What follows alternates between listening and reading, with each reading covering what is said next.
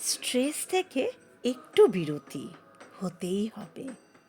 যেমন এক্সাম্পল স্বরূপ নিজেকে সময় দাও, নিজের মন, শরীর, শক্তি, আবেগকে নতুনভাবে জীবিত করো। আমি সবসময় বলে থাকি, ওষুধ ছাড়া বাঁচো। তুমি একদিনে নিজেকে শান্ত করতে পারবে না, প্রতিদিন নিয়ম নিষ্ঠার মধ্যে দিয়ে যেতে হবে। মন আসল হিলিং সেন্টার।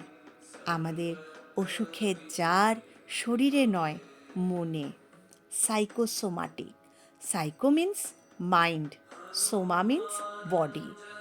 রাগ প্রকাশ না করতে পারাই উচ্চ রক্তচাপ হয়ে বের হয়।